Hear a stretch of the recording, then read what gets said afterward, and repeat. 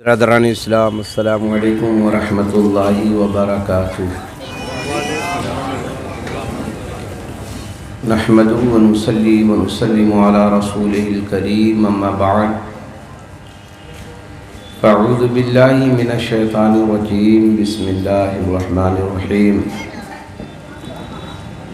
الا ان اولیاء اللہ لا خوف علیہم ولا هم یحزنون الذين آمنوا وكانوا يتقون۔ آمنت بالله صدق الله مولانا العظيم وصدق رسوله النبي الأمين المكين الكريم، ونحن على ذلك لمن الشاهدين والشاكرين، والحمد لله رب العالمين۔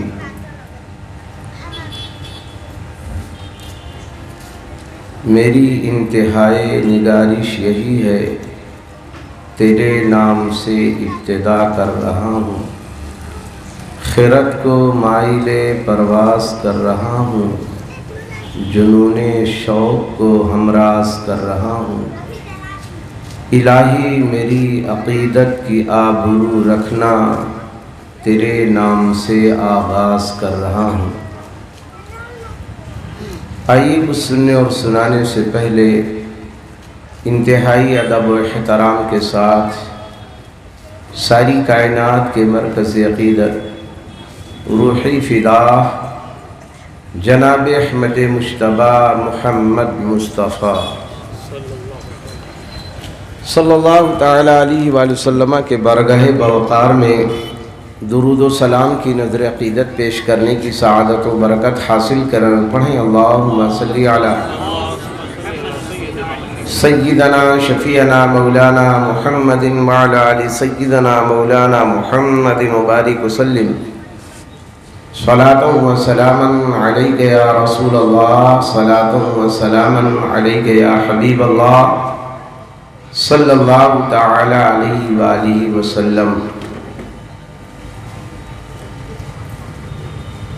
اسٹیج پر بیٹھے ہوئے باوقار معزز علماء کرام اور حاضرین ملت اسلامیہ،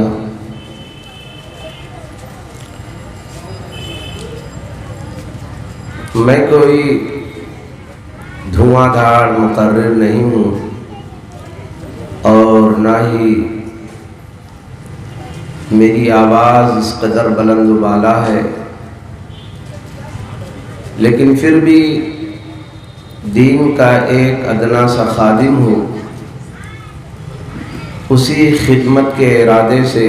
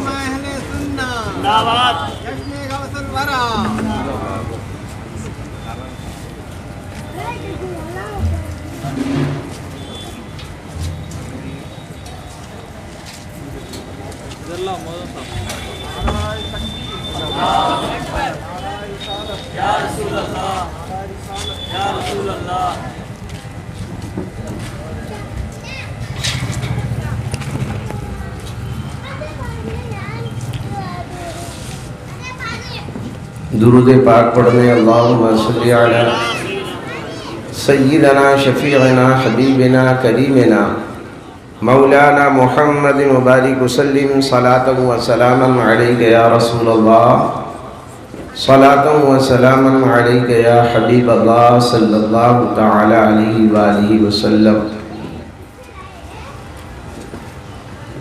میں عرض کر رہا تھا کہ میں بس ایک ادنا سا خادم بن کر آپ حضرات کی خدمت میں حاضر ہوا ہوں۔ مجھے اپنے کم علمی کا مکمل احساس ہے، مگر ہمارے دست و بازو یہ ہمارے اسٹیج پر جلوہ بار علماء ملت اسلامیہ ہیں، ان کی دعاؤں کے سہارے میں انشاءاللہ تبارک و تعالی کچھ آپ حضرات کے سامنے معروضات حاضر کرنے کی کوشش کروں گا، اس امید کے ساتھ کہ آپ بھی جو سنیں گے سن کر عمل کریں گے اور ہمیں حق بولنے اور آپ کو حق سننے کی اللہ تبارک و تعالی توفیق عطا فرمائے۔ یہ اداس راہ منزل یہ میری شکستہ پائی، یہ اداس راہ منزل یہ میری شکستہ پائی، میں تھک کے بیٹھ جاتا تیری یاد کام آئی،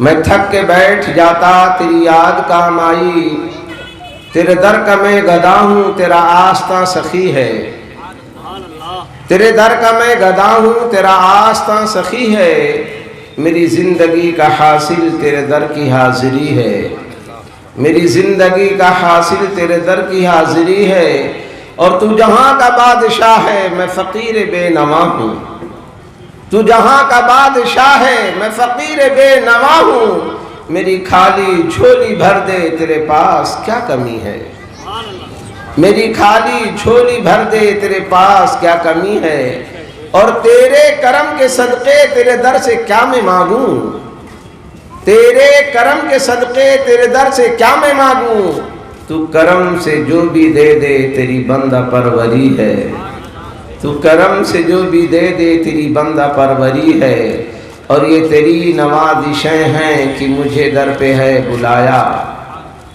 یہ تیری نوازشیں ہیں کہ مجھے در پہ ہے بلایا، میں سمجھ گیا یقیناً میری بگڑی بن گئی ہے، میں سمجھ گیا یقیناً میری بگڑی بن گئی ہے، اور تجھے کیا خبر ہے زاہد میرے سجدے چنو کی، تجھے کیا خبر ہے زاہد میرے سجدے جنوں کی، میرا سر وہیں جھکا ہے جہاں ختم بندگی ہے، میرا سر وہیں جھکا ہے جہاں ختم بندگی ہے۔ حاضرین ملت اسلامیہ، یہ محفل پاک محفل غوث پاک ہے، میرے آقا سرکار غوث پاک رضی اللہ تعالیٰ عنہ سے منسوب یہ محفل یقیناً اللہ تبارک و تعالیٰ کے محبوب بندے سرکار غوث پاک جو سید الاولیاء اور تاجدار اولیاء ہیں، ان کے نام سے منسوب یہ محفل ہے۔ ہم اور آپ خوش نصیب ہیں کہ ایسی مبارک اور مسعود محفل میں حاضر ہیں۔ اللہ تبارک و تعالیٰ غوث اعظم کے فیضان سے ہم سب کو مالا مال فرمائے۔ سرکار غوث پاک رضی اللہ تعالیٰ عنہ کی ذات ایسی ذات ہے جو بے مثل و مثال ہے۔ یاد رکھیں، میرے سرکار غوث پاک رضی اللہ تعالیٰ عنہ کا بچپن سے لے کر کے جوانی تک، جوانی سے لے کر کے تا حین حیات آپ کی پوری زندگی بے مثل و مثال تھی۔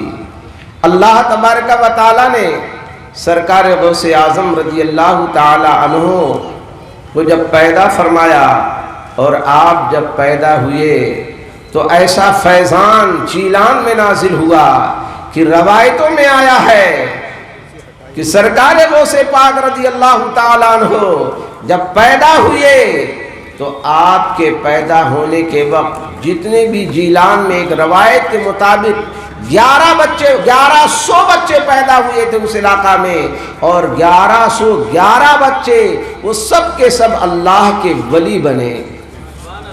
اس وقت سے لے کر کے یاد رکھو آج تک سرکار غوث اعظم رضی اللہ تعالیٰ عنہ کا فیضان جاری و ساری ہے، اور آپ کے فیضان کی جھما جھم بارش ہو رہی ہے۔ آج ہم اور آپ جو یہاں پر اس مقام پر جمع ہوئے ہیں، یاد رکھو یہ بھی سرکار غوث اعظم رضی اللہ تعالی عنہ کا ہی فیضان ہے۔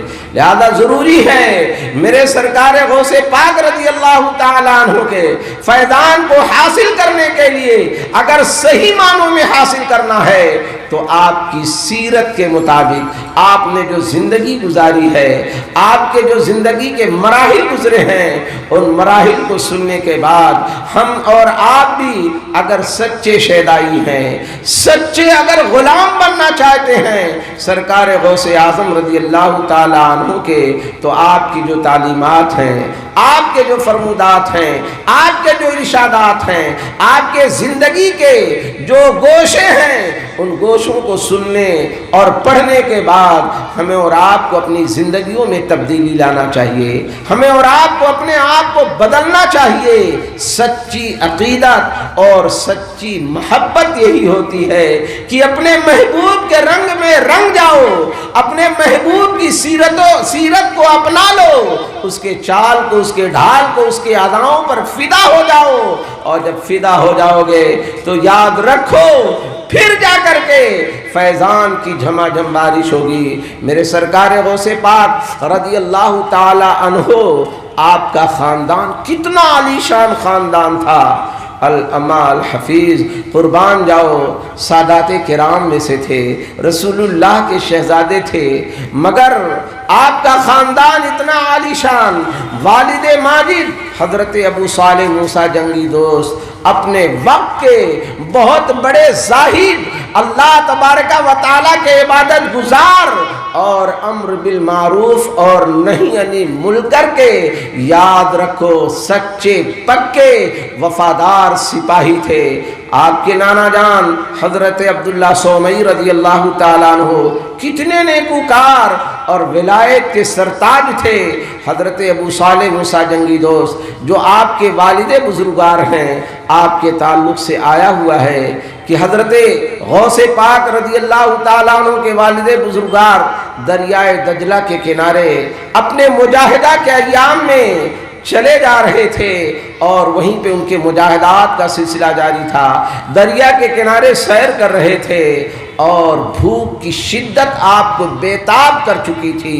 حضرت غوث اعظم رضی اللہ تعالیٰ عنہ کے والد بزرگوار حضرت ابو صالح موسیٰ جنگی دوست رحمت اللہ تعالیٰ علیہ، چونکہ آپ کے والد کو دیکھو، باپ کو دیکھو، ماں کے دیکھو، پھر احساس ہوگا کہ بچے کی فطرت، بچے کی خصلت، بچے کے معاملات، ظاہر سی بات ہے، کہاوت ہے، ہونہار بروا کے چکنے چکنے پات جس قدر والدین جیسے ہوتے ہیں، بچوں کے اندر وہی خصلتیں، وہی عادتیں، وہی طور، وہی طریقہ بچوں کے اندر سماتا ہے۔ آؤ پہلے دیکھ لو میرے غوث پاک رضی اللہ تعالی عنہ کے والدین کس قدر تقوی و طہارت والے، بزرگی والے، اللہ سے ڈرنے والے، خوف و خشیت والے تھے۔ جب ماں کا اور باپ کا یہ مقام ہے تو ظاہر سی بات ہے تب جا کر کے کہیں بیٹا غوث اعظم پیدا ہوتا ہے، تب کہیں جا کے بیٹا اولیاء کرام کا تاجدار بنتا ہے۔ میرے غوث پاک کے والد بزرگوار دریائے دجلہ کے کنارے سیر کر رہے ہیں، چل رہے ہیں، اور مجاہدے کا دور ہے، مجاہدہ کا زمانہ ہے، نفس کشی کا زمانہ ہے۔ بھوک نے بیتاب کیا، کچھ ملے تو کھا لیا جائے۔ اچانک دریا میں بہتا ہوا ایک سیب جا رہا تھا۔ بہت بار واقعہ ہم نے اور آپ نے سنا ہوگا، دریا سے بہتا ہوا سیب آپ نے دیکھا۔ بھوک کی شدت پہلے سے بے قرار کر رکھی تھی، چنانچہ سیب کو اٹھایا، اٹھانے کے بعد کھا لیا، لیکن جب سیب پیٹ کے اندر گیا عجب کیفیت پیدا ہو گئی۔ غور کرنے لگے یہ میں نے کیا کیا؟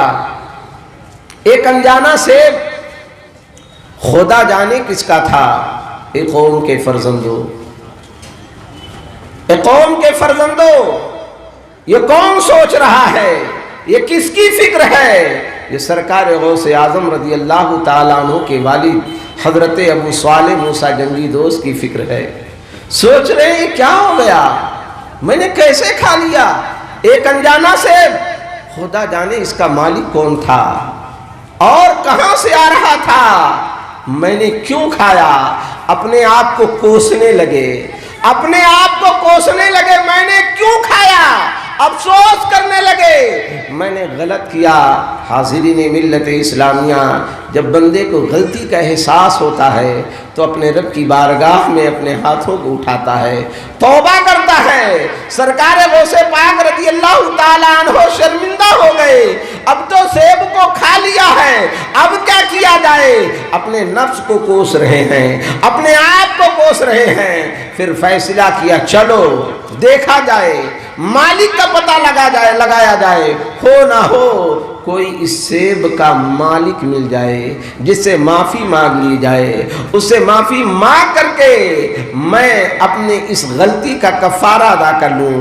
چنانچہ دریا کے کنارے چل پڑے ہیں۔ ایک انجانا سیب تھا جس کو کھایا تھا، دریا کے کنارے چل پڑے۔ چنانچہ چلتے رہے، آپ نے دیکھا ایک سیب کا باغ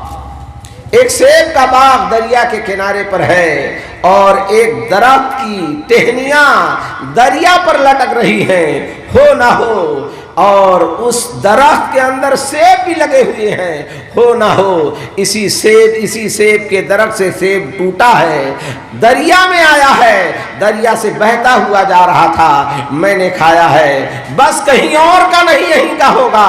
چنانچہ آپ گئے پتہ لگانے کے لیے، چلو مالک کا پتہ لگایا جائے، مالک کون ہے، اس سے معافیاں مانگا جائے۔ چنانچہ تلاش کرتے ہوئے مالک کے پاس پہنچے۔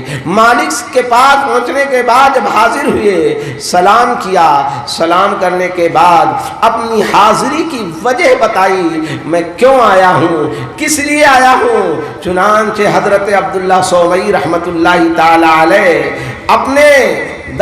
حضرت عبداللہ سومئی رحمت اللہ تعالی علیہ اپنے آستانے میں بیٹھے ہوئے ہیں۔ آپ نے اپنا عرضی اور اپنا مدعا پیش کیا، حضور مجھ سے غلطی ہو گئی ہے، میری غلطی معاف کر دو۔ جہاں غلطی کا معاملہ سامنے آیا اور اظہار کرنے لگے اپنی ندامت و پشیمانی کا، حضرت عبداللہ سومئی رحمت اللہ تعالی علیہ بھی اپنے وقت کے ولی کامل تھے، پہچان لیا یہ کوئی ایسا ویسا شخص نہیں ہے۔ چنانچہ آپ نے کہا بتاؤ تو صحیح غلطی کیا ہے۔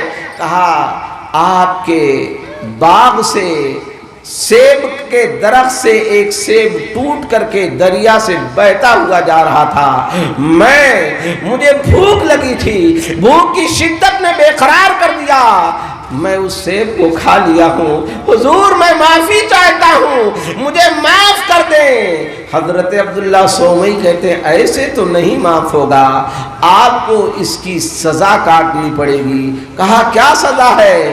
سزا بھگتو گے اس کے بعد معافی ملے گی۔ کہا کیا سزا ہے؟ معاف کر دو، جو سزا دینا چاہو ساری سزائیں قبول کرنے کے لیے تیار ہوں۔ ایک قوم کے فرزندوں، ایک سیب کھایا تھا سرکار غوث پاک کے، سرکار غوث پاک کے والد نے ایک سیب کھایا تھا۔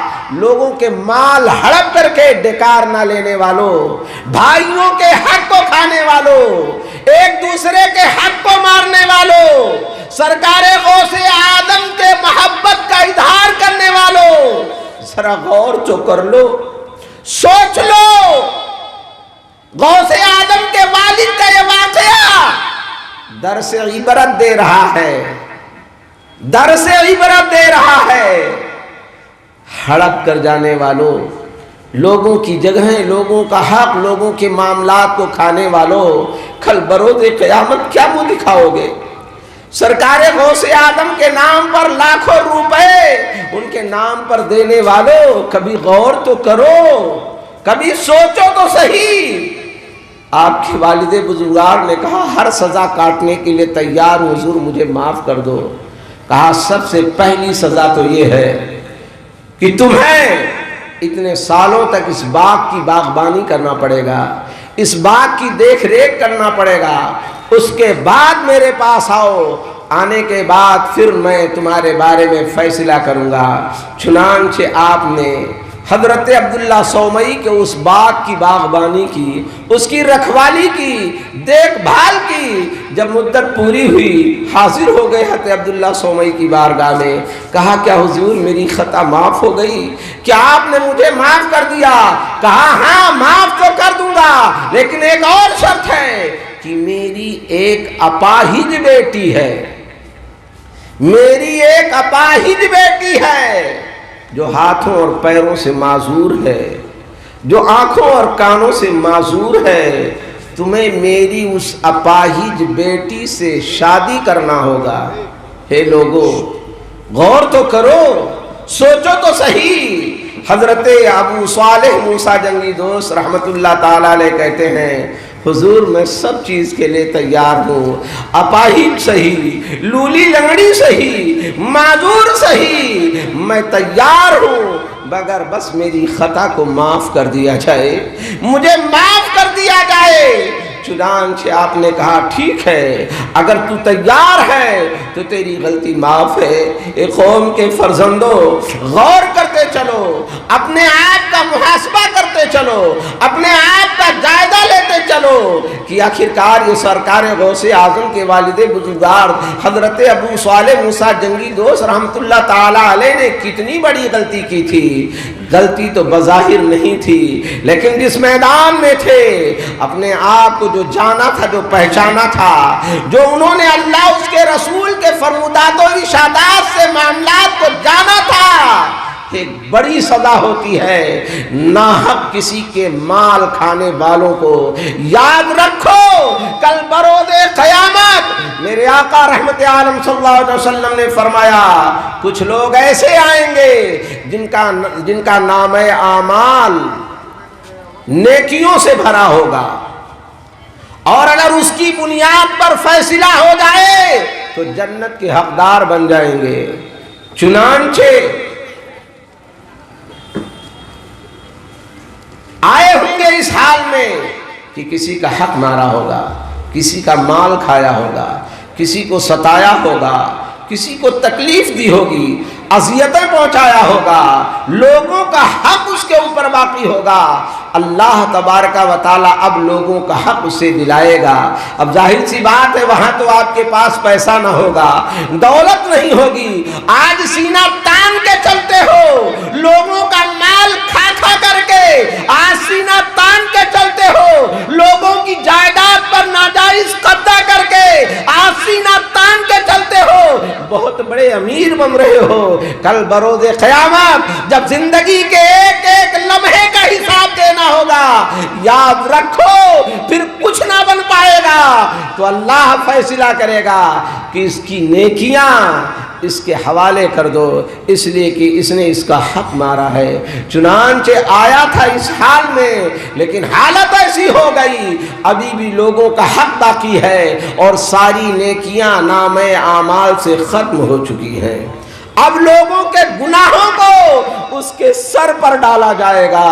کہ قوم کے فرزندوں آپ غور تو کر لو، حتیٰ کہ اگر کوئی کسی کا ایک پیسہ کھایا ہوگا کل بروز قیامت اسے با جماعت ہزاروں نمازوں کا، یاد رکھو ہزاروں نمازوں کا اللہ تبارک و تعالیٰ اسے بدلہ دلائے گا۔ جو تم نے نمازیں بڑے خشوع و خضوع کے ساتھ پڑھی ہے، ان نمازوں کا ایک پیسے کے عوض میں ان نمازوں کا ثواب اسے دے دیا جائے گا۔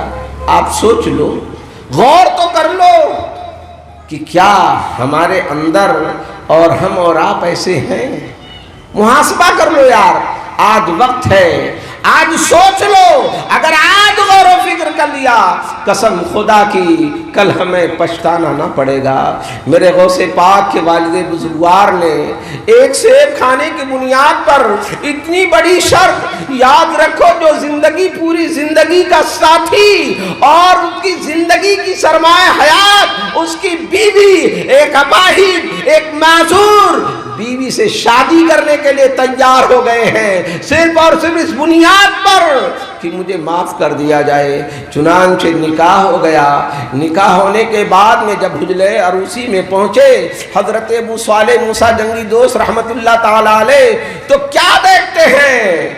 حسن و جمال کی ملکہ، تمام اعضاء و جوارح سے صحیح و سالم حجلے عروسی میں موجود ہے۔ آپ نے چوکھٹ پہ قدم رکھا، اپنی نگاہوں کو اٹھایا، دیکھا، واپس آ گئے۔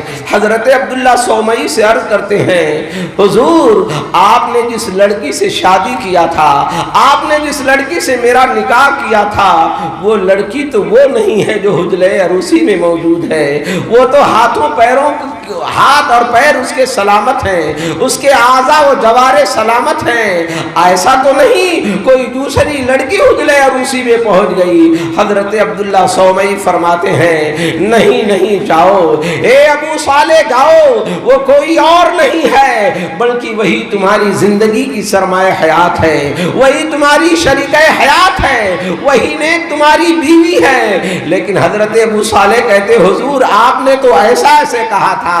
ہاں میں نے ایسا کہا تھا، وجہ یہ ہے کہ آج تک میری بچی کے کانوں میں کوئی غلط آواز نہیں پہنچی ہے، آج تک میری بچی نے اپنے کانوں سے قال اللہ و قال رسول، اللہ اور اس کے رسول صلی اللہ تعالی علیہ وآلہ وسلم کی باتیں، دین کی باتوں کے سوا کوئی بات نہیں سنی ہے۔ میری بیٹی کے ہاتھ کبھی ناجائز نہیں اٹھے ہیں، میری بیٹی کے قدم کبھی ناجائز نہیں اٹھے ہیں، اگر اٹھے ہیں تو اللہ اس کے رسول کی رضا کے لیے اٹھے ہیں۔ جاؤ وہی حسن و جمال کے چادر میں لپٹی ہوئی وہی تمہاری بیوی ہے، انہی دونوں ذات کے پیدا ہونے والی ذات کا نام غوث اعظم ہے۔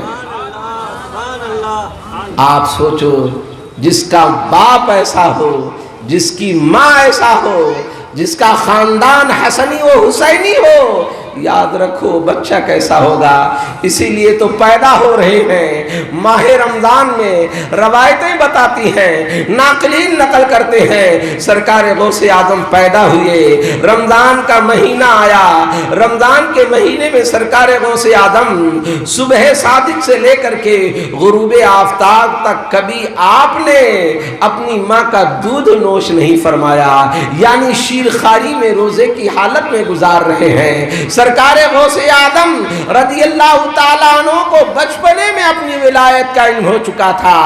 خود فرماتے ہیں جب میں مدرسے جایا کرتا تھا اور مدرسے جاتا تھا تو میرے ساتھ اللہ تبارک و تعالیٰ کی فرشتے میرے ساتھ ہوا کرتے تھے، میرے محافظ بن کر کے رہتے تھے، اور جب مدرسے میں پہنچتے تھے تو آواز دیتے تھے اے بچوں اللہ کا ولی آیا ہے، اس کے لیے جگہ خالی کر دو، اس کے بیٹھنے کی جگہ دے دو۔ سرکار غوث اعظم رضی اللہ تعالیٰ عنہ ہی کی وہ ذات ہے، جب پیدا ہوئے تھے تو 18 یا 17 پاروں کے حافظ بن کر کے پیدا ہوئے تھے۔ جب مکتب میں داخل کیا گیا تھا تو استاذ نے سوال کیا تھا بیٹے یہ کہاں تو نے یاد کیا ہے؟ سرکار غوث اعظم نے فرمایا میری والدہ ماجدہ ان پاروں کی حافظہ تھیں، میری والدہ ماجدہ ان پاروں کی حافظہ تھیں، اور جب مجھے گود میں لیتی تھیں، چلتی تھیں، پھرتی تھیں، جب میں ماں کے شکم میں تھا میری والدہ ماجدہ چلتے پھرتے قرآن کی تلاوت کیا کرتی تھیں، قرآن کی تلاوت کیا کرتی تھیں۔ اللہ کا فضل میرے ساتھ شامل حال تھا کہ میں جب پیدا ہوا تو میری ماں جن پاروں کی تلاوت کیا کرتی تھیں ان پاروں کا حافظ بن کر کے پیدا ہوا۔ قربان جاؤ سرکار غوث اعظم رضی اللہ تعالیٰ عنہ کی ذات پر۔ اور یاد رکھو اے مغربی تہذیب کے دلدادو، اے مغربی تہذیب پر اپنا جی جان نچھاور کرنے والوں، قوم کے لوگوں اور قوم کی بہو بیٹیوں، یہ دیکھو کیسا فیضان مل رہا ہے۔ سرکار غوث اعظم رضی اللہ تعالیٰ عنہ کے ماں کے شکم سے پیدا ہو رہے ہیں، مکتب میں بسم اللہ خوانی کے لیے پہنچ رہے ہیں، اپنے استاذ محترم کو جن کے سامنے بٹھایا گیا تھا 18 پارے سناتے ہوئے نظر آ رہے ہیں، مگر افسوس ہے آج مغربی تہذیب کا ایک ایسا دور چل چکا ہے، مغربی تہذیب کے دلدادے ایسے مغربی تہذیب کے دیوانے ہو چکے ہیں۔ ارے کل دن کا غازی اور رات کا نمازی ہوتا تھا، آج وہ ایک لنگوٹ مارتے ہوئے میدان میں کھلاڑی نظر آ رہا ہے۔ وہ عورت جو کل خاتون آبروئے کاشانہ تھی، جس کی گود میں ولی قطب ابدال پلتے تھے، آج نہ اس کی گود میں پلنے والا ولی ہوتا ہے، آج نہ اس کی گود میں پلنے والا قطب ہوتا ہے، آج اس کی گود میں پلنے والا جو اپنے ماں باپ کا فرما بردار نہیں ہوتا، بلکہ ماں باپ کو ستانے والا، ماں باپ کو اذیتیں پہنچانے والا، ماں باپ کو تکلیفیں دینے والا، ماں باپ کو ہر طرح سے ستانے والا پیدا ہو رہا ہے۔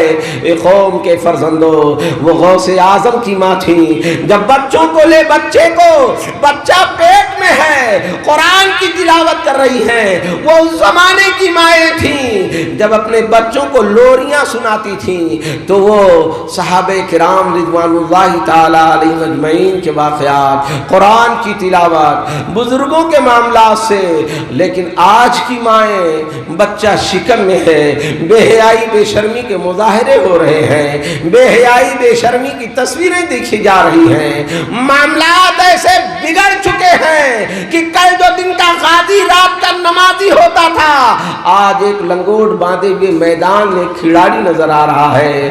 اے میری ماں اور بہنوں، قوم کی بہو بیٹیوں، یاد رکھو جب شروع کے معاملات ہمارے اور آپ کے ٹیڑھے ہوں گے تو آگے چل کر کے بھی معاملہ ٹیڑھا ہی ہونے والا ہے۔ بچہ ماں کے شکم میں پرورش پائے، اسی وقت سے اگر خیال رکھا جائے ہر طرح سے اور تمام تر بیہودہ باتوں سے بچا جائے، قرآن کی تلاوت کی جائے، نماز کی پابندی کی جائے، تو انشاءاللہ تبارک و تعالی اس کے اثرات بچوں کے اندر ضرور ظاہر ہوں گے۔ یہ غوث اعظم رضی اللہ تعالیٰ عنہ ہی تو ہے، چنانچہ بچپنے سے سرکار غوث اعظم رضی اللہ تعالیٰ عنہ کی ولایت مشہور تھی۔ بڑے ہوئے ماں سے کے گود میں پرورش پانے والے سرکار غوث اعظم رضی اللہ تعالیٰ عنہ علم دین کی تلاش میں جب بغداد سے، جب سرکار غوث اعظم رضی اللہ تعالیٰ عنہ جب جیلان سے بغداد کی طرف علم دین کے حصول کے لیے نکلے تھے تو والد ماجدہ نے کیا تعلیم دیا تھا؟ ظاہر سی بات ہے چلنے لگے علم دین کے حصول کے لیے، والد ماجدہ نے کچھ نہیں کہا۔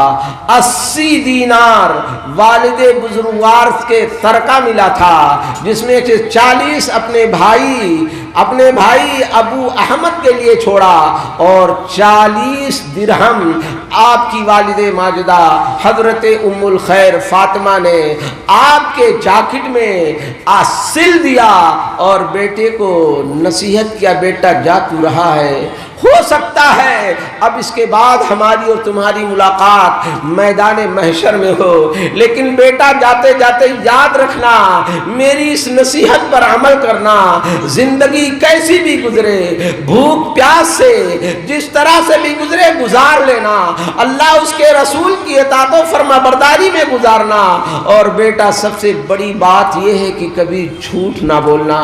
اے لوگوں، اے قوم کے فرزندوں، کاروباری مسلمانوں، کس قدر جھوٹ کی وبا عام ہو رہی ہے۔ ہمارا اور آپ کا فون تو جھوٹ کی مشین بن چکا ہے۔ رہتے ہیں آپ مسجد کے پاس میں، کہتے میں بازار میں ہوں، رہتے ہیں آپ اپنے دکان پہ، کہتے میں یار باہر گیا ہوا ہوں۔ کیا اللہ نہیں دیکھ رہا ہے؟ کیا اللہ نہیں دیکھ رہا ہے؟ جھوٹے آدمی پر اللہ کی لعنت ہوتی ہے۔ لعنت اللہ علی الکاذبین۔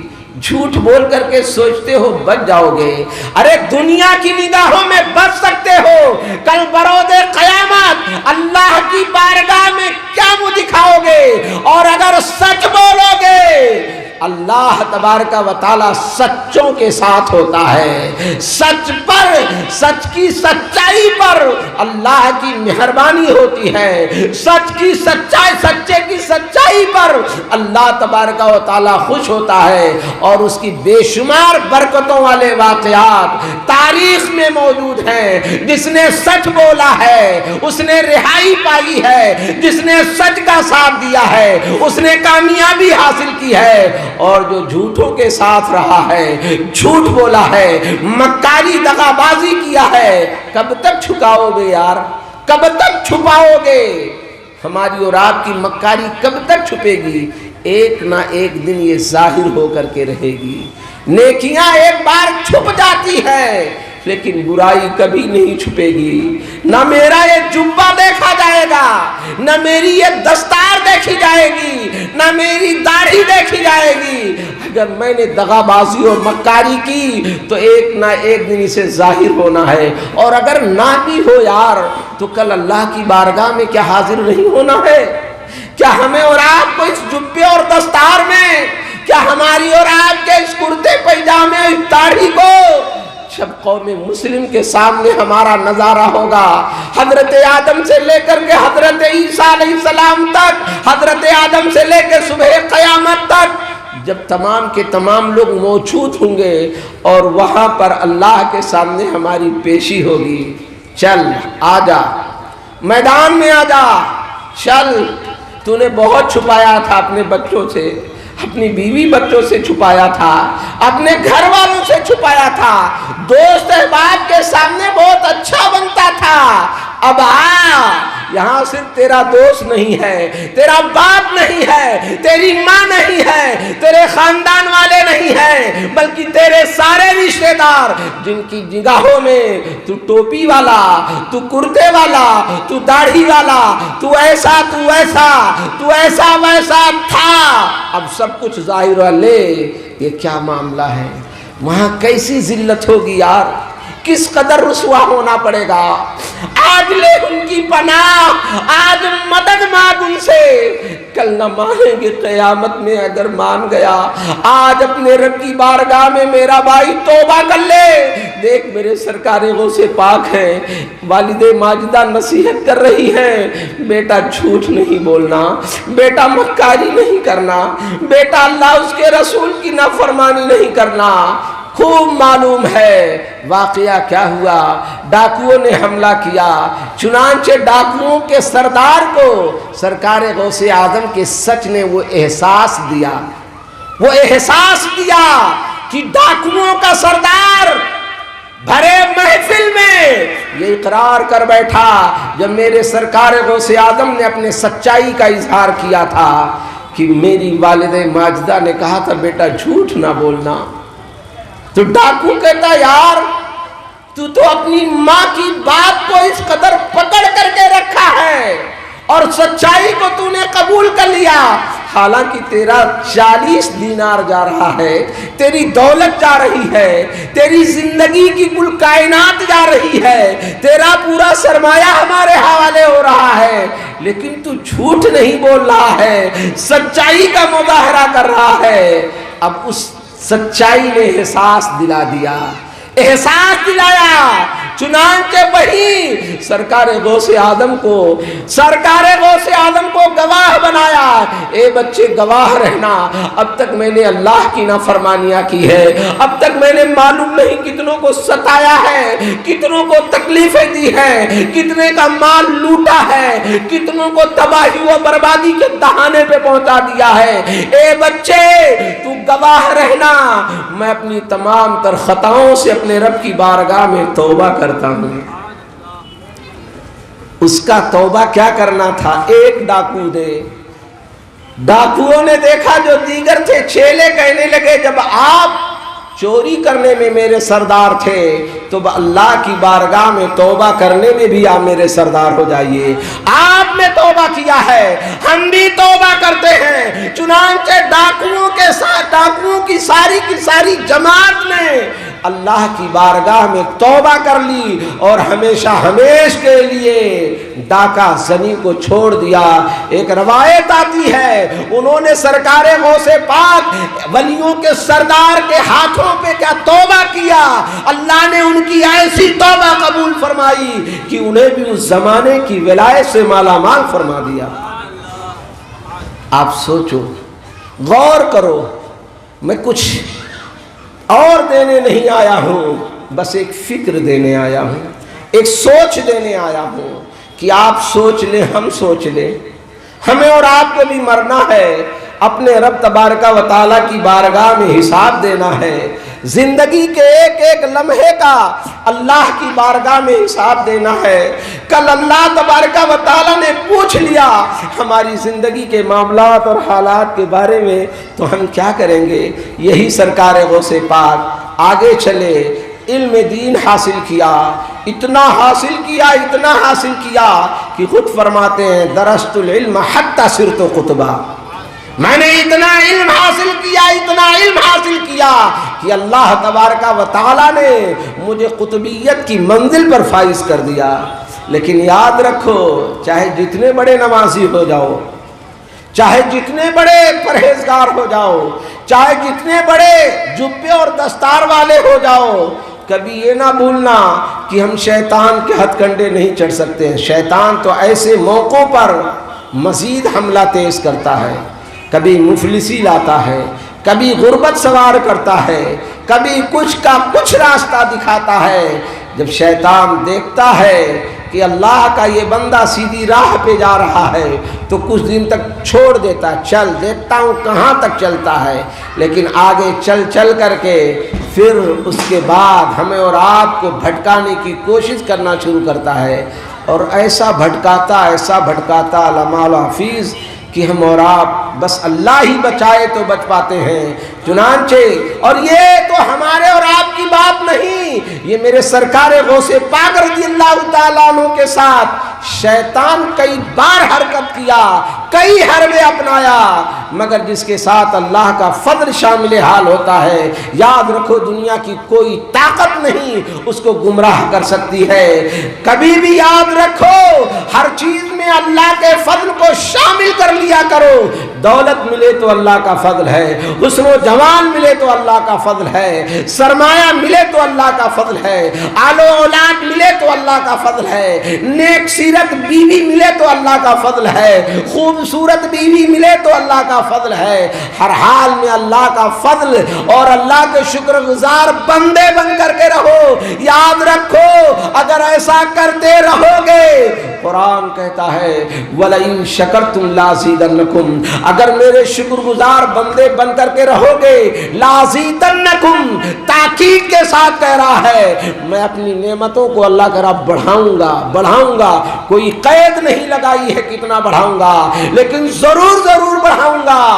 وَلَئِن كَفَرْتُمْ، لیکن یاد رکھ اگر میری دی ہوئی نعمتوں کی ناشکری کی، ان عذابی لشدید، میرا عذاب بڑا ہی سخت ہے، میرا عذاب بڑا ہی کھڑا ہے۔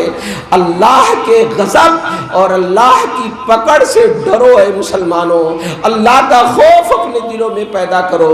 میرے سرکار غوث اعظم رضی اللہ تعالیٰ عنہ نے 40 سال تک بغداد کے جنگلوں میں پتے کھا کر کے ریاضت و بندگی کی، اپنے نفس کو مارا، اور اسی درمیان روایتوں میں آیا ہے ایک دن ایک بادل کا ٹکڑا ظاہر ہوا، آواز آنے لگی اے عبد القادر میں نے تیری عبادت کو قبول کر لیا، اے عبد القادر میں تجھ سے راضی ہو گیا ہوں۔ آپ سوچو اگر ہمارے اور آپ کے ساتھ معاملہ ہو جائے تو ہم تو پھولے نہیں سماتے ہیں، 5 وقتہ نماز کے پابندی بن جاتے ہیں، 5 وقتہ نماز کے پابند بن جاتے ہیں تو امام صاحب پہ انگلیاں اٹھانا شروع کر دیتے ہیں کہ امام صاحب کے رکوع صحیح نہیں ہوتا ہے، امام صاحب کا سجدہ صحیح نہیں ہوتا ہے، امام صاحب ایسے، امام صاحب ویسے۔ قوم کے فرزندوں، ایک انگلی اگر کسی کی طرف اٹھا رہے ہو تو بقیہ انگلیاں تمہارے طرف، کس کی طرف تو انگلی اٹھا رہا ہے؟ ارے کہتے نا کہ ہنسے تو ہنسے سپوا ہنسے چھلنیا کا ہنسے جو نے 72 چھید. جب 72 چھید تمہارے اندر ہے تو اپنے اوپر غور کرنا یار، تو کون ہے، کیسا ہے. اپنی زندگی کا جائزہ لے لے. کسی پہ انگلی اٹھانے سے پہلے تو کیسا ہے، کسی کے خاندان پر اور کسی کے بہو بیٹی پر انگلی اٹھانے سے پہلے اے میرا بھائی تو غور کر لے، اے میری بہن تو غور کر لے. انشاءاللہ تبارک و تعالی جس دن احساس جاگے گا، جس دن بندے مومن یاد رکھو اپنا محاسبہ کرنا شروع کرے گا، بہت ساری خطاؤں سے بچ جائے گا، بہت ساری خطاؤں سے بچ جائے گا. چنانچہ میرے سرکار غوث پاک رضی اللہ تعالیٰ عنہ 40 سال تک بغداد کے جنگلوں میں مجاہدہ کیا تھا. ایک دن بادل کے ٹکڑے سے آواز آتی، عبد القادر آج کے بعد تیری عبادت ریاضت تجھے کرنے کوئی ضرورت نہیں، سب کچھ میں نے قبول کر لیا ہے، اب تجھے نماز کی ضرورت نہیں. الیاذ باللہ آج کے گھڑیا پیر ہوتے ہیں نا، کچھ پیر ایسے ہوتے ہیں ان کو نماز سے کوئی مطلب نہیں، 4 انگوٹھی اس میں 4 انگوٹھی اس میں. یاد رکھو وہ پیر نہیں، پیر ہے. جس کے اندر شریعت مصطفیٰ کی پابندی نہیں ہے، یاد رکھو پیر کبھی ہو ہی نہیں سکتا، وہ پیر کبھی ہو ہی نہیں سکتا ہے. شریعت کے مطابق جو عمل کرے، یاد رکھو سب سے بڑا اللہ کا محبوب بندہ وہی ہے. نمازوں کا پابند ہو، قرآن جیسا کہتا ہے، شریعت جیسا کہتی ویسا عامل ہو. میرے غوث پاک رضی اللہ تعالیٰ عنہ کو جب آواز آئی تو آپ حیرت میں پڑ گئے، جیسے ایک بیگ کرنٹ لگ جائے. ارے یہ کیا ہوا، میں اتنا اللہ کا مقبول بندہ ہو گیا کہ اللہ کی بارگاہ سے آواز آنے لگی. کہا نہیں، ہو نہ ہو شیطان کی کوئی چال ہے، ہو نہ ہو شیطان کی کوئی چال ہے. ارے میرے آقا رحمت عالم صلی اللہ علیہ وسلم پر نماز معاف نہیں، صحابہ پہ نماز معاف نہیں، بھلا بتاؤ میرے اوپر سے نماز کیسے معاف ہو سکتی ہے. الیاذ باللہ فوراً آپ نے لا حول ولا قوت الا باللہ پڑھا. جہاں لاہور کا ورد کیا، وہ بادل کا ٹکڑا جس میں سے آواز آ رہی تھی دھواں بن گیا، اور جب دھواں بنا تو اس دھوئیں سے آواز آتی، اے عبد القادر آج تجھے تیرے علم نے بچا لیا ہے، ورنہ اس منزل اور اس مقام پر پہنچنے کے بعد تیرے جیسے 70 لوگوں کو ڈھکیل چکا ہوں، 1-2 نہیں. کتنی بڑی منزل پہ پہنچنے کے بعد سرکار غوث پاک نے ارشاد فرمایا، کمینہ کہیں کا جاتے جاتے مجھے گمراہ کر رہا ہے. ارے سن، مجھے میرا علم کیا بچائے گا. شیطان کتنا بڑا عالم تھا یار، معلم الملکوت تھا، لیکن اس کے علم نے اسے بچا پایا کیا؟ نہیں بچا پایا. میرے سرکار نے فرمایا سن، مجھے میرے علم میں نہیں بلکہ میرے اللہ کے فضل نے بچایا ہے. تو یاد رکھو نہ ہم بچ سکتے ہیں، چاہے یہ جبہ ہو یا دستار ہو، نہ آپ بچ سکتے ہو جب تک اللہ کا فضل شامل حال نہ ہو. قوم کے فرزندو، اللہ کے فضل کی تلاش میں رہا کرو، اللہ کے فضل کی تلاش میں رہا کرو. یہ اللہ والے بڑی قربانیاں دیے ہیں، بڑی قربانیوں کے بعد آپ ان کے ڈنکے بج رہے ہیں. عبادت و ریاضت و بندگی میں اللہ کو راضی کرنے میں اپنے آپ کو فنا کر دیا ہے، سب کچھ دفن کر دیا ہے، اپنے آپ کو باقی نہیں رکھا ہے. تو آج اللہ نے انہیں وہ زندہ، وہ ایسی زندگی جاویدانی عطا کی ہے کہ رہتی دنیا تک انشاءاللہ ان کا ڈنکا بجتا رہے گا اور ان کا شہرہ رہے گا. اگر ہم بھی چاہتے ہیں، اگر چاہتے ہو سرکار غوث اعظم کے غلامی میں صحیح معنوں میں داخل ہو جائیں، اگر چاہتے ہیں کہ اللہ اس کے رسول صلی اللہ علیہ وسلم کی بارگاہ میں مقبول ہو جائیں، تو اطاعت رسول کرو. میرے آقا رحمت عالم صلی اللہ علیہ وسلم کی مقدس سیرت کو اپنی زندگی کا نمونہ بنا لو.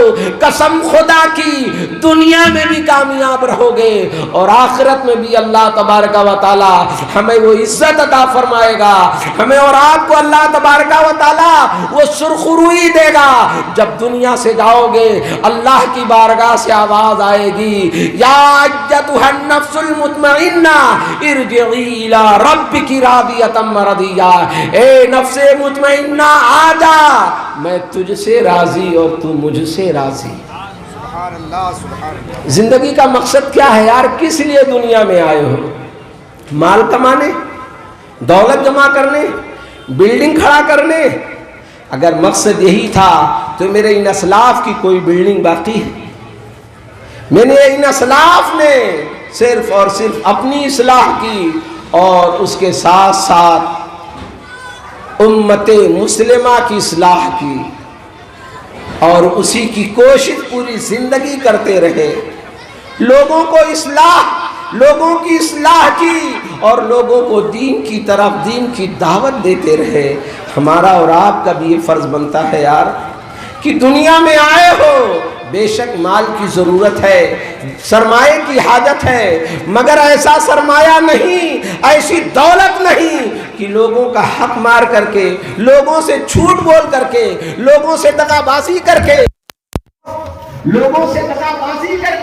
اور لوگوں کو تکلیفیں دے کر کے آپ دولت کماؤ. نہیں، ایسی دولت یاد رکھو کل بروز قیامت تمہارے لیے سکون کا سرمایہ نہیں بنے گی، بلکہ ایسی دولت ہمیں اور آپ کو عذاب میں مبتلا کر دے گی. ایسی دولت ہمیں اور آپ کو کہیں کا نہیں چھوڑے گی.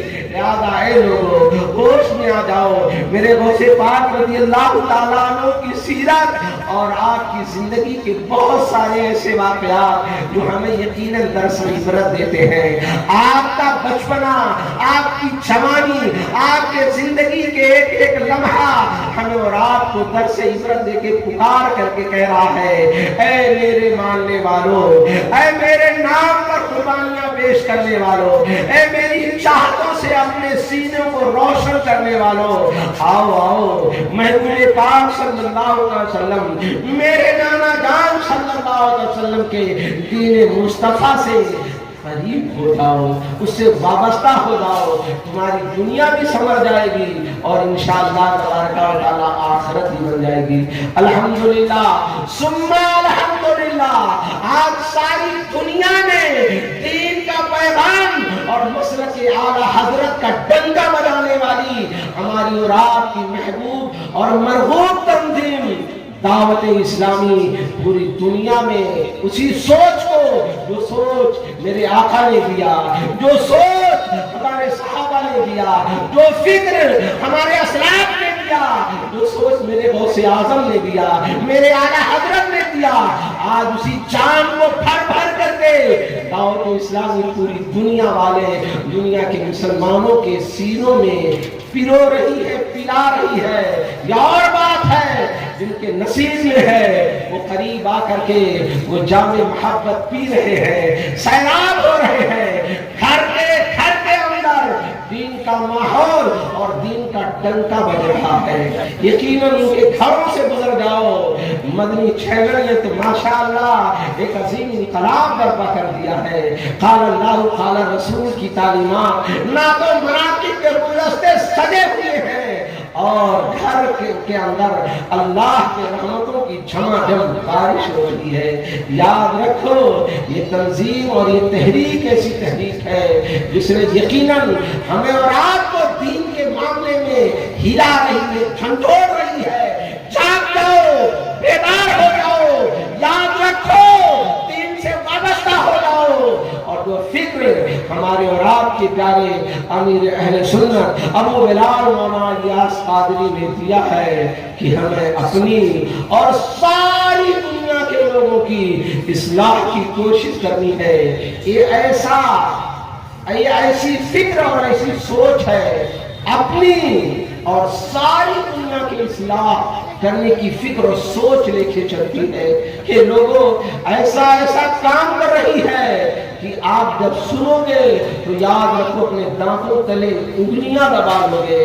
ایسا ایسا کام، اور وہ کام مسلک اعلیٰ حضرت کے عین مطابق، مسلک اعلیٰ حضرت کے عین مطابق کر رہی ہے. ہاں کچھ جزئیات کے معاملے میں لوگوں کو اختلاف تو ضرور ہے، لیکن یاد رکھو دعوت اسلامی نہ کل نہ آج اسی راستے اور اسی دیگر پر چل رہی ہے، اور امید یہی ہے صبح قیامت تک مسلک اعلیٰ حضرت کا ڈنکا بجاتی رہے گی. قریب آؤ انشاءاللہ تبارک و تعالیٰ. آپ بھی سوچو گے کہ یقیناً جام یہ وہی جام ہے جو جام میرے اعلیٰ حضرت نے دیا ہے، یہ تو اعلیٰ حضرت ہی کا جام پلا رہی ہے. لہذا قوم کے فرزندوں ہوش میں آ کر کے ہم اور آپ مل جل کر کے دین کا کام کریں، ہم اس محاذ پر کھڑے ہو جائیں، چاہے جو تنظیم ہو اہل سنت و جماعت کی اس کے بینر تلے کھڑے ہو کر کے ہم اور آپ دین کا کام کریں. خرافات نہ کریں یار، خرافات نہ کریں، کسی کو تکلیف نہ دیں. آج ہماری قوم کے ساتھ پر کیا کیا کر رہی ہے، کیا احساس ہے؟ ہمارا پڑوسی بھوکے مر رہا ہے، کیا احساس ہے؟ ہمارے اور آپ کے رشتے دار ان کے ہاتھوں میں کٹورا ہے، کیا احساس ہے؟ ہاں ہمیں احساس دلا رہے ہیں. یہ تنظیم تمہیں ہر اس منزل اور ہر اس موڑ تک پہنچائے گی جو اللہ اور اس کے رسول صلی اللہ علیہ وسلم کے فرمودات و ارشادات ہیں. بس وقت کی قلت دامن تھام کر کے بیٹھی ہوئی ہے، ان قریب اذان ہونے والی ہے. بس ان کلمات کے ساتھ آپ سے درس بستہ عرض کروں گا.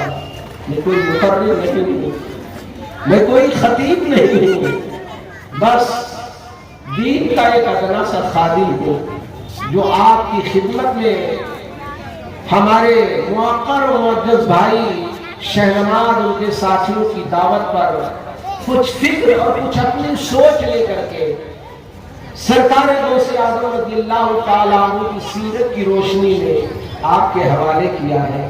امید ہے آپ یہاں سے جانے کے بعد ایک کان سے سن کر دوسرے کان تک نکالنے کی کوشش نہیں کریں گے، بلکہ احساس پیدا کریں گے ہاں یار میں مسلمان ہوں. ایک مسلمان ہونے کے ناطے میرا فرض بنتا ہے، ایک مسلمان ہونے کے ناطے میری کوئی سوچ بنتی ہے، ایک مسلمان ہونے کے ناطے میرا کچھ ہوتا ہے. میں کروں جتنا ہو سکے دین کے لیے، مسلک کے لیے. مگر اگر کوئی دین اور مسلک کا کام کوئی یہ بھی نہ سمجھے بھائی کہ یہ کوئی ہم سے مبلغین صاحب بولے ہوں گے کچھ ہو رہا نہیں، واللہ باللہ تاللہ میں بولنا کچھ بھی نہیں، لیکن ایک احساس ہے، ایک فکر ہے جو آپ کے حوالے کر رہا ہوں. امید کرتا ہوں میری دعوت کو لبیک کہتے ہوئے آپ سارے لوگ مچھلی پٹرم کے سارے مسلمان مومن بھائی اور مومنہ بہنیں سب مل کر کے آج الحاد و بے دینی کا دور ہے. آج لوگ راہ راست سے گمراہ کرنے والے ہمارے اور آپ میں موجود ہوتے ہیں، راہ راست کو گمراہ کرتے ہیں. کبھی مسلک اعلیٰ حضرت پر اپنی بولیاں کستے ہیں، کبھی اہل سنت و جماعت کے عقائد و نظریات پر بولیاں کستے ہیں. یاد رکھو جب ہم مل کر کے کام کریں گے یار، ہمارا عقیدہ ایک، ہمارے سارے معاملات ایک، سب مل کے کام کرو، پھر دیکھو پھر مزہ آئے گا. اور ایسا مزہ آئے گا پھر ایک دن دیکھو گے پورا مچھلی پٹن شہر نعرہ تکبیر اور نعرہ رسالت کی صداؤں سے گونجے گا، اور ساتھ ہی ساتھ ہمارا اور آپ کا اسلامی جھنڈا ہر ہر گھر پر نظر آئے گا. اسلام تیرے چاہنے والے نہ رہے، افسوس جس کا تو چاند تھا، افسوس وہ والے نہ رہے. رہ گئی رسم اذان، روح الہی نہ رہی، فلسفہ رہ گیا، تلقین غزالی نہ رہی، مسجد مرثیہ خواہاں کی نمازی نہ رہے. یعنی وہ صاحب افسوس حجازی نہ رہے. نہ وہ درد رہا ہے، نہ وہ کرب رہا ہے جو ایک مسلمان بھائی کے لیے ہمارے دلوں میں ہونا چاہیے. فکر کرو، سوچو، قرآن جھنجھوڑتا ہے، آواز فاعتبروا یا اولی الابصار، جاگو جاگو اے عقل والو جاگو، بیدار ہو جاؤ، قرآن کی تلاوت کرنے والے بن جاؤ، نمازوں کے پابند بن جاؤ، اپنے گھر والیوں کو نمازوں کے پابند بناؤ، بچوں کو نمازوں کے پابند بناؤ، اور آپ بھی مسجدوں سے قریب آ جاؤ۔ یقیناً جو پریشانیاں اور جو تکلیفیں لے کر در در کی ٹھوکریں، ادھر بابا ادھر دادا کے پاس جاتے ہو، کہیں نہیں جانا پڑے گا۔ مسجد کے دروازے کو مضبوطی سے تھام لو اور سچے پکے اچھے نمازی بن جاؤ۔ ان ہاتھوں کو اپنے رب کی بارگاہ میں پھیلاؤ، پھر دیکھو تمہارا رب کیا کرتا ہے، اٹھ باندھ ہمیں کیا ڈرتا ہے، پھر دیکھ خدا کیا کرتا ہے۔ اللہ اپنے حبیب کے صدقے ہمیں اور آپ کو سچا پکا اچھا مسلمان بنائے۔ عمر دراز مات کر لائے کہ 4 دن دعا میں کھٹ گئے، 2 انتظار میں خوب کی سیر چمن، پھول چنی شاد رہے، باغ باغ جاتا ہوں میں، گلشن شرا آباد رہے، وما علینا الا البلاغ۔ السلام علیکم۔ وقت کی قلت ہے، صلاۃ و سلام علیکم۔